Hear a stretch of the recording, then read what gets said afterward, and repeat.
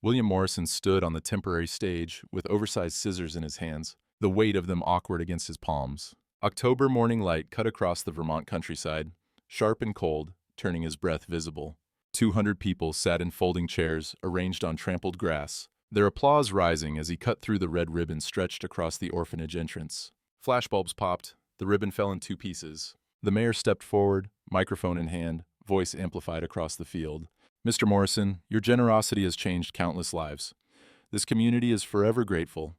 William smiled the smile he'd practiced 17 times before. Every child deserves a safe place to call home. Behind him, 40 children in matching blue shirts sang a rehearsed song about new beginnings. Their voices wavered on the high notes. The crowd loved it. His phone vibrated in his jacket pocket. He didn't reach for it. The vibration stopped, then started again 15 seconds later. He kept his hands visible, kept smiling, shifted his weight slightly so the phone pressed against his ribs. The screen would read, Alex, mobile. It always did. The ceremony continued. Board members approached him one by one, shaking his hand, posing for photos. A woman from the state funding office presented him with a plaque. The children filed back inside under staff supervision, their songs fading into the building. Someone set up a coffee station under a white tent, cookies arranged in perfect rows on plastic trays. Will you be staying for the luncheon? A board member, William couldn't remember his name, held a paper cup of coffee with both hands. I have a flight back to New York at 3. The lie came easily. His flight wasn't until 7. The man nodded, understanding without questioning. Important people had schedules. William shook a few more hands, signed the guest book with a pen that skipped on every third letter, and declined the cookies twice before people stopped offering. By noon, his car was the only one left in the gravel parking lot.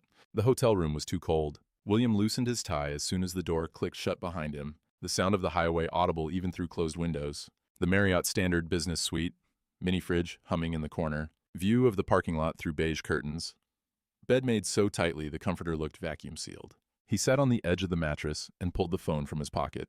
47 missed calls from Alex this month. The number sat at the top of his call log like an accusation. He scrolled through them slowly. October 3rd, October 5th, October 7th.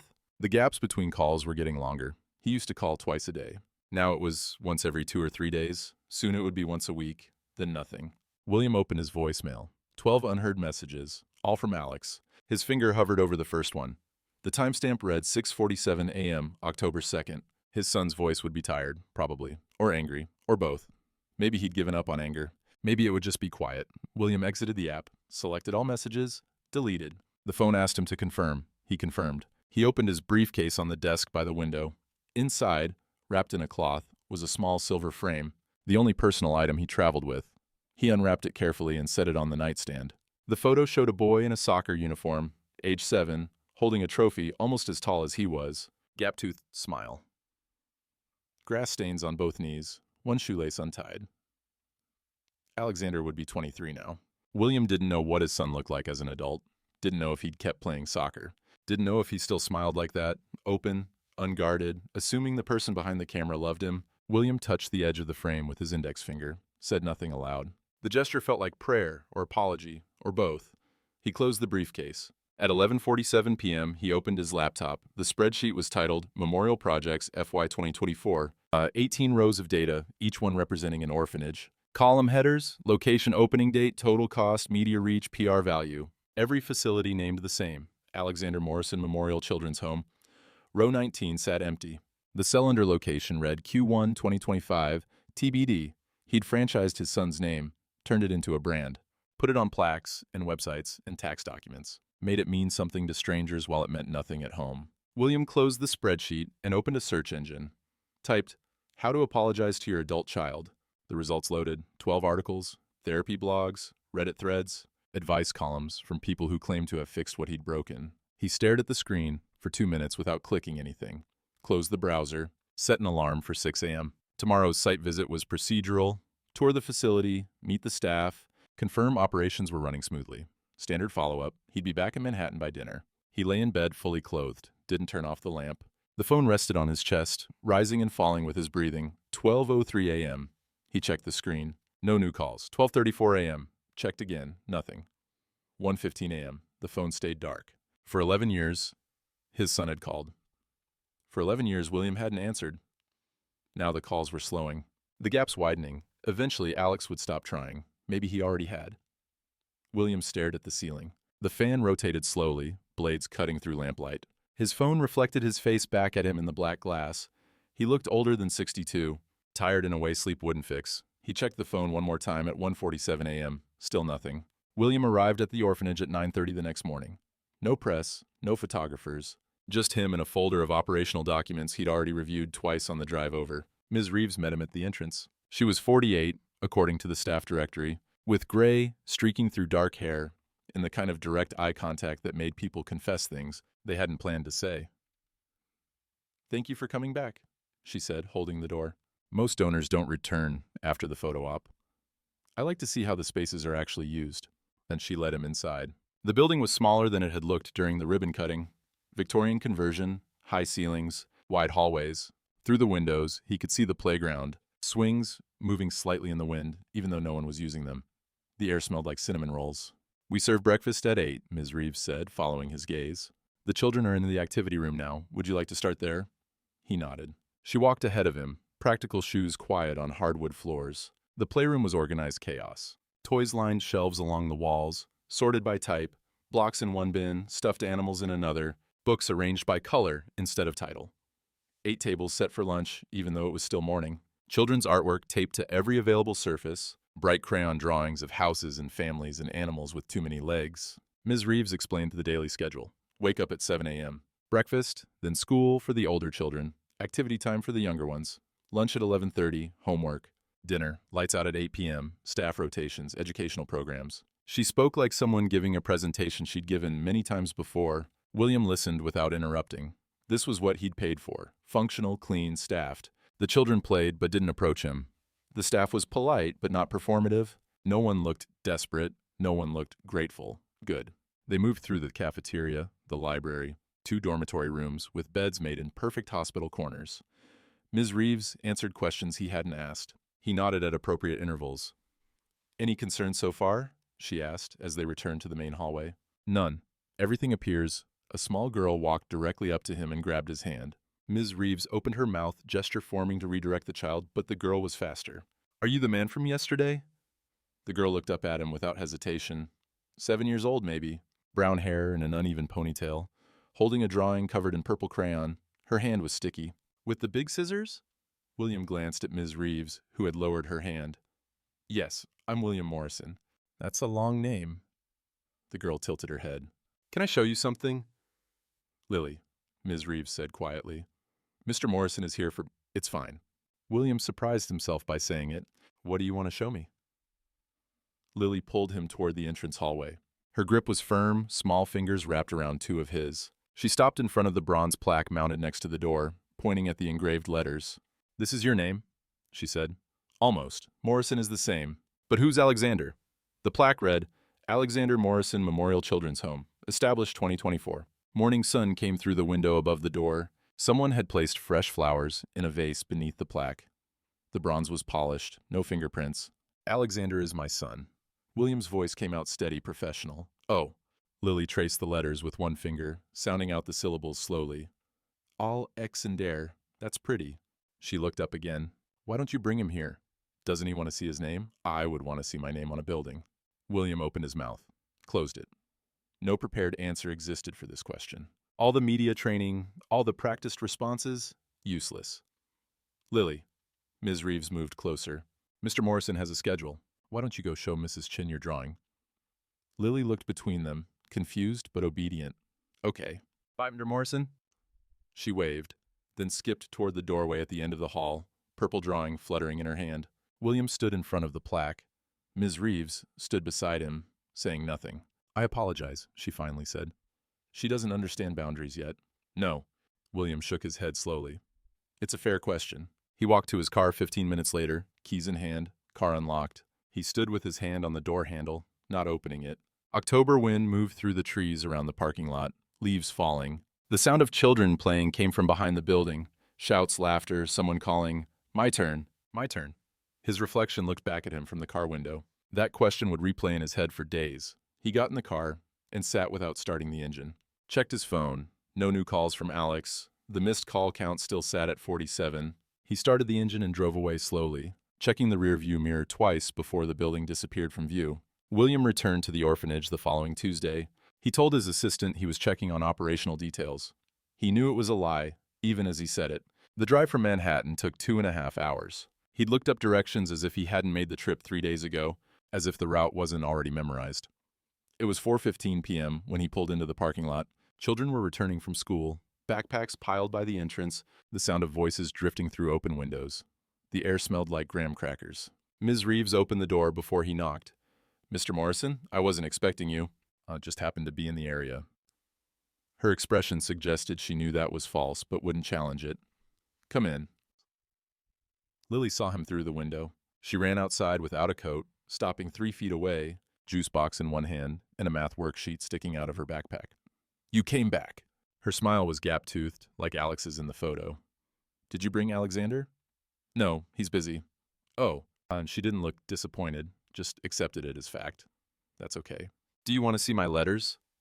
William glanced at Ms. Reeves, who raised her eyebrows slightly. "Letters? Come on." Lily grabbed his hand and pulled him inside. The bedroom was small, 4 beds, each one neatly made, shelves organized with labeled bins, one for each child's belongings. Lily's bed was in the corner by the window. She knelt on the floor and pulled a shoebox from underneath. The box was decorated with stickers, unicorns, rainbows, a cat with improbable proportions. She opened it carefully. Inside were letters. 30, maybe 40. Small envelopes, some sealed, some open, all addressed in crayon or pencil to Dad. I write to my dad every night," Lily said, cross-legged now, sorting through them. "Miss Reeves says it's okay, even if I don't know where he is?" William sat in the small desk chair. The seat was too low, his knees angled upward.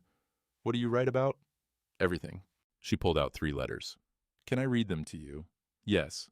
She opened the first envelope, unfolded the paper, and read, in the careful voice of someone still learning which words to emphasize. "Dear Dad, today we had pancakes. Do you like pancakes? I saved you one, but it got cold. Love, Lily." She opened the second. "Dear Dad, I lost my tooth. Miss Reeves says the tooth fairy came. Was that you? Love, Lily." The third was longer. "Dear Dad, today I learned what fractions are. Do you know about fractions? They're hard. Love, Lily." She folded each letter carefully after reading it, tucking them back into their envelopes. William's hands were shaking. He pressed them against his knees. These were the same questions Alex used to ask. The same tone, assuming the person reading would care, would answer, would be there. "Do you think he gets them?" Lily asked. "Ms. Reeves says maybe he does, even if he can't write back." I'm sure he would want to," William said quietly. Lily tilted her head. "Do you think my dad would like to meet you, since you have a son too?" "I think any father would be proud to know you." She smiled, pleased with this answer, and put the box back under her bed. Miss Reeves was standing in the hallway when Lily went to the bathroom. She didn't speak until they heard the water running. "Your son used to write letters too." William looked at her sharply. "How do you know that?" "I knew your ex-wife. Briefly. Professional circles." Ms. Reeves leaned against the doorframe. "She mentioned the letters once. Said you kept them in your desk." His throat felt tight. "That was a long time ago. Have you ever opened them?" Lily's footsteps approached, light and quick. Miss Reeves stood back. "Do you want to hear more letters?" Lily asked, already reaching under the bed again. "How many have you written?" William heard himself ask. "I don't know, a lot. Sometimes 2 in one day if something good happens." She pulled out 5 more envelopes. "This one's about a bird I saw. This one's about art class. This one—" "He's lucky," William said. "Your father." Lily stopped sorting the letters, looked at him with that direct, unsettling gaze children had before they learned to hide things. "Do you think he reads them?" "I think," William said slowly, "that he would read every single one if he could." He left at 5:30 p.m. Lily waved from the window, her face pressed against the glass. The parking lot was empty. The temperature was dropping, sky darkening toward evening, first stars visible if you looked for them. William sat in his car with the engine off, pulled out his phone, scrolled to Alex's contact. The parenthetical note still there, "Do not call." He'd added that himself 6 years ago, a reminder, a rule he'd followed perfectly. He stared at the screen for 90 seconds. The car's interior light faded to darkness, put the phone away without calling, started the engine. The drive back to Manhattan felt longer than the drive there. Monday morning, William's office on the 62nd floor, floor-to-ceiling windows looking out over Manhattan. The city noise was muted by thick glass. Coffee service set up in the conference room. Marcus Chen, waiting with 3 laptops and a presentation already loaded. "Welcome back." Marcus said when William entered. "We have something big to show you." And William set his briefcase down. "I wasn't expecting a presentation. Trust me, you're going to want to see this." The PR team was there too. Sarah from Brand Strategy, two junior associates whose names William could never remember. They stood when he entered, professional, eager. Marcus gestured to a chair. The first slide appeared on the screen. Alexander's Legacy, a global movement. William sat slowly. Marcus walked through it. 20 new locations by 2026. Expansion into Asia, Europe, South America. A franchising model, local partners, central brand, consistent messaging. Slide 7 showed the financial projections. Slide 12 showed media reach, 47 million impressions. William counted. His son's name appeared 47 times in the deck. "This is what you wanted, isn't it?" Marcus asked, advancing to slide 15. To scale impact, Sarah took over. "The Alexander Morrison brand has 89% positive sentiment. We can leverage that across multiple verticals, influencer partnerships, celebrity endorsements, corporate matching programs." "Brand," William repeated. "Your foundation's public identity," Sarah clarified. "The emotional anchor. People connect with the name. They want to be part of the story." William stood, walked to the window. The city was 62 floors below. People looked like insects from up here. The Hudson River was visible in the distance, gray under cloud cover. This was exactly what he'd done the first time. Used his son's name as currency. Put distance between himself and the guilt. Called it virtue. "William," Marcus's voice behind him, "are you all right? I need to think about this." "Think about what?" "This is the logical next step. More children helped. More funding. More impact." William turned. Marcus looked genuinely confused. "I need 2 weeks." "2 weeks for what? The financials are solid. The partnerships are ready. We just need your approval to move forward." "I said 2 weeks." Marcus exchanged a glance with Sarah. "Okay, 2 weeks. But William..." He paused. "What's really going on?" "Nothing. I just need to review the numbers." It was a lie. The numbers were fine. He needed to figure out why Vermont kept pulling him back. After they left, William sat alone in the conference room. The presentation was still on the screen. Slide 3. A map with 20 pins marking new locations. Each pin labeled Alexander Morrison Memorial. His phone was face up on the table. No new calls from Alex, 8 days now. Longest silence in 3 months. He scrolled through the call log. 47 calls in October. 12 in the first 2 weeks of November. 0 in the last 8 days. Alex was giving up. William closed the laptop, stood, walked to his private office, and pulled up flight options to Burlington. Thursday morning, 3 days from now, he booked it without telling his assistant why. Thursday, November cold now, sharper than October had been. William arrived at the orphanage at 10:30 a.m. Ms. Reeves opened the door before he knocked. She was getting used to him. "You're becoming a regular," she said. "I wanted to check on operations." "Operations." She smiled slightly. "Lily's in the playroom." He followed her inside. The building was warmer than outside. Heat turned up for the children. Pumpkins still on the front porch from the week before. Someone had added a scarecrow. The playroom was busy. Staff members were setting up lunch tables, 8 tables, folding chairs, someone organizing napkins into triangles. William stood in the doorway, uncertain where to fit. "Can you help fold these?" One of the staff members, William thought her name was Chen, gestured to a stack of paper napkins. He stepped forward, picked up a napkin, folded it into a rectangle. Mrs. Chen smiled patiently. "We do triangles, like this." She demonstrated. He nodded, started over. 12 napkins. He folded them carefully, aware he was the only person in the room who didn't know the routine. Everyone else moved with practiced efficiency. He was slightly in the way. Lily appeared beside him, tugged on his sleeve. "Can you read to me?" He glanced at Mrs. Chen, who nodded.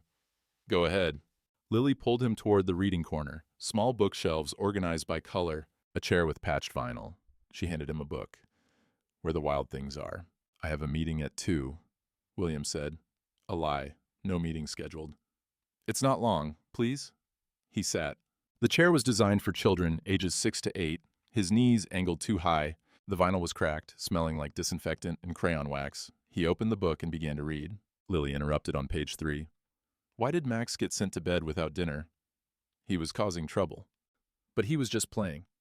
"Sometimes playing looks like trouble to adults." She considered this. "Read more." He read to page 8. She interrupted again, asked why the wild things made Max their king. He answered, kept reading. "Again," she said when he finished. "Again. Please." He read it a second time. She was quieter now, leaning against his arm. His back started hurting around page 12. The chair's angle was wrong for someone his height. Third time through, she was silent halfway through the book. Her breathing slowed. By page 8, she was asleep, her head resting on his shoulder. He checked his watch subtly. 27 minutes since he'd started reading. His phone vibrated in his pocket. He didn't reach for it. 10 minutes passed. His back hurt more. He shifted slightly, trying not to wake her. Another text. He ignored it. 20 minutes. His arm was going numb. He could move her to the couch. It was right there. 5 feet away. She'd be more comfortable. He didn't move. 30 minutes. A third text vibrated. Probably his assistant. Probably about the board meeting he'd forgotten about. 40 minutes. Lily stirred, opened her eyes, sat up slowly. "Sorry," she said, rubbing her face. "Did I fall asleep?" "A little. Are you staying for lunch?" He pulled out his phone. 3 messages from his assistant. 12:47 p.m. Board meeting moved to 3 p.m. today. Need you there? 1:15 p.m. 1:43 p.m. Called your cell twice. "Are you okay?" He typed, "Cancel my afternoon. Reschedule board meeting." Looked at Lily. "Yes, I'll stay for lunch." Miss Reeves appeared in the doorway as the children were being called to wash hands. She watched him stand slowly, stretching his back. Didn't say anything for several seconds. "You stayed," she said finally. She was asleep. Most people would have moved her. I didn't want to wake her." Ms. Reeves nodded once. Something shifted in her expression. Not approval exactly, but recognition. Lily called from the window. "Are you staying? There's enough." He looked at Ms. Reeves, who nodded slightly. "Yes," he said. "I'll stay." Lunch was spaghetti. He sat at an adult-sized chair this time, eating with the children. Institutional marinara sauce. Garlic bread that was slightly burnt on the edges. The children talked over each other, voices rising and falling in waves.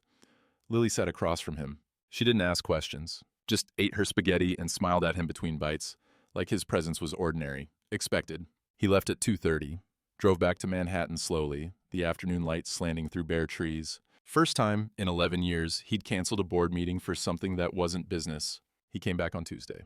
Then Thursday. Twice a week now, no longer pretending it was procedural. December arrived. The first light snow fell on a Tuesday afternoon. Lily ran outside without a coat to show him a drawing. "My Two Dads," the title read in purple crayon. 2 stick figures, one tall with a question mark for a head, labeled Real Dad, and one shorter with glasses labeled Mr. Morrison. "This is you," Lily said. "I made you taller, but I ran out of paper." "Lily, I know you're not my real dad. But you come see me. That's kind of the same." Ms. Reeves watched from her office window, saw Lily take his hand automatically, saw them walk to the playground together, Lily talking, William listening. She'd seen this before. Wealthy donors using children to process their own wounds. She made a note in Lily's file. Monitor attachment to donor William Morrison. Frequency increasing. 2 hours later, William walked to his car. Ms. Reeves followed him to the parking lot. "Mr. Morrison, can we talk?" He stopped. "Of course, is something wrong?" "That's what I'm trying to determine." She stood between him and his car. Motion sensor lights clicked on. Their breath was visible in the cold air. "You've been here 7 times in 4 weeks, Ms. Reeves said. That's not oversight. That's attachment. I'm checking on the facility. You're spending time with one specific child. Lily drew that picture because she's starting to see you as a constant. Do you understand what that means?" He tried to find an answer that wasn't defensive. Failed. "I'm not doing anything inappropriate." "No," Ms. Reeves agreed. "But you're doing something that serves you more than it serves her." How do you know that?" "Because I've done this job for 18 years. I can tell when an adult needs something from a child instead of the other way around." William opened his mouth, closed it.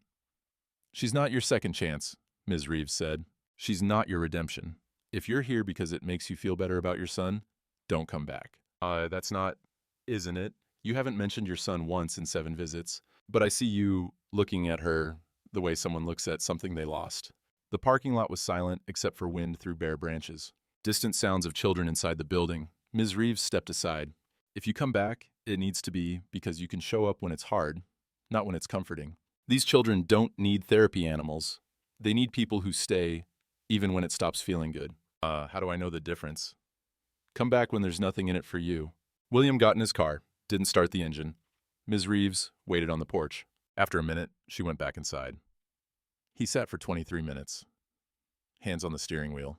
Windows fogging up from his breath, the temperature dropped. Lights turned on inside the orphanage room by room. She was right. He'd been using Lily as a proxy. Practicing fatherhood, with someone else's child because his own son had stopped answering. But he didn't know how to stop coming. He started the car and drove away slowly. Didn't return for 10 days. 1:47 a.m.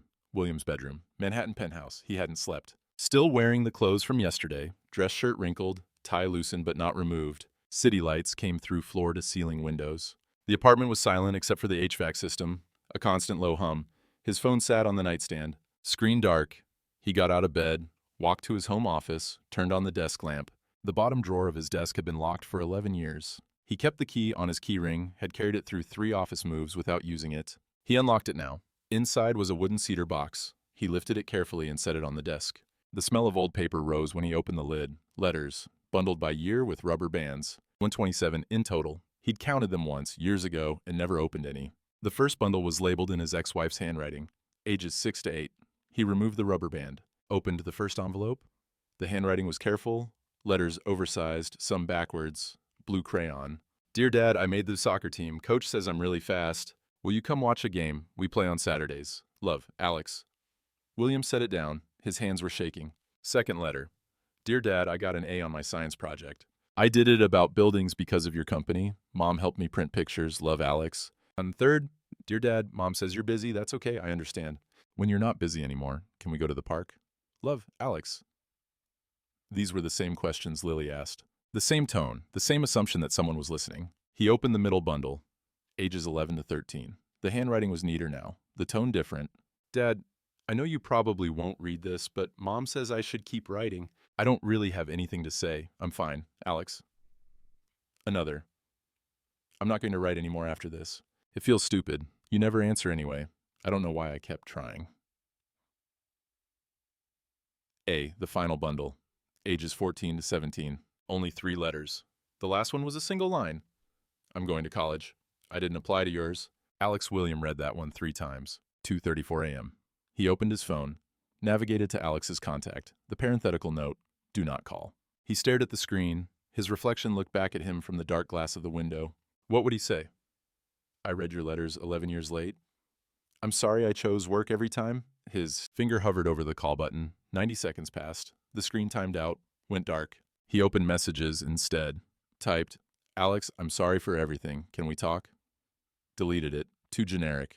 Typed, I read your letters tonight. All of them. I should have read them when you sent them. Deleted it. Sounded like an excuse. Typed, I know I don't have the right to ask, but I need to hear your voice. Deleted it. Too demanding. Typed, I'm trying to be better. I don't know if it's too late. Deleted it. Self-pitying. Every version sounded like it was about him, not Alex. He opened his laptop, started an email draft. 4 paragraphs explaining the orphanages. Lily, the letters, Ms. Reeves's challenge. He deleted everything except the subject line. I don't know what to say. Stared at it for 3 minutes. Closed the draft without saving. 3:47 a.m. He dialed Alex's number, ringing, once, twice, 3 times. Voicemail. This is Alex Morrison. Leave a message. The tone beeped. Alex, it's Dad. His voice sounded wrong, too formal. I know I have no right to call. I know it's late. I've been visiting an orphanage. There's a girl there who writes letters to her father even though she doesn't know where he is. And I realized, he stopped, breathed. I realized you did that too. You wrote to me for 11 years. And I kept them. I never opened them. I opened them tonight. I read all of them. And 6 seconds of silence, breathing audible. I don't know what I'm trying to say. I'm sorry. That's not enough. I know it's not. But I'm trying to figure out how to be someone you'd want to talk to. I don't know if I can, but I'm trying. 4 seconds of silence. I love you. I should have said that more. I'm sorry. He ended the call. The automated voice. Press 1 to send, 2 to re-record, 3 to delete.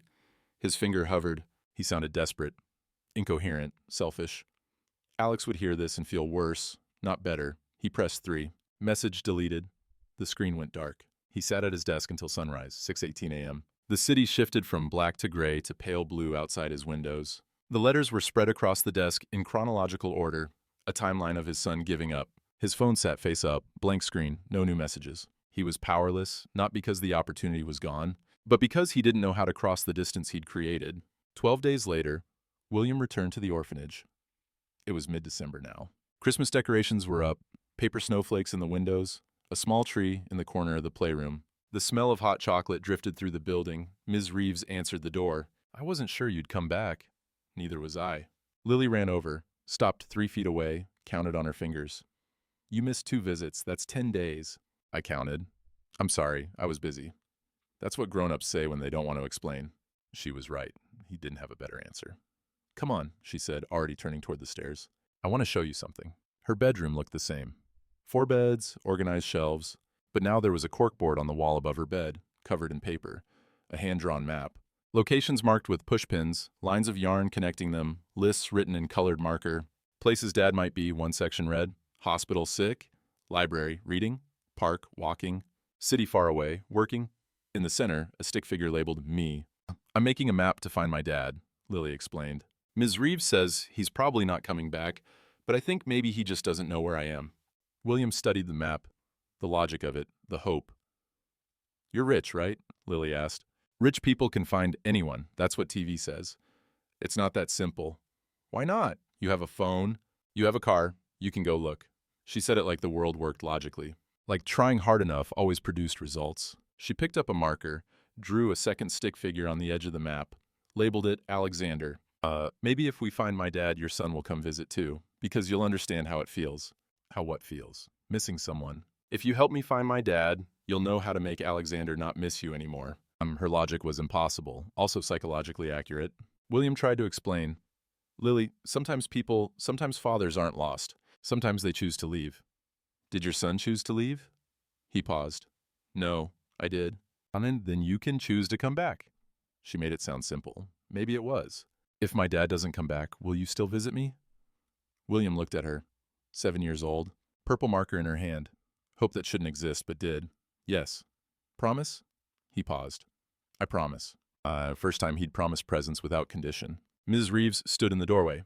Said nothing. Nodded once. This was the first time he'd made it about the child, instead of himself. William left at 4 p.m. Lily waved from the window. As he reached his car, she called out, Are you going to call Alexander tonight?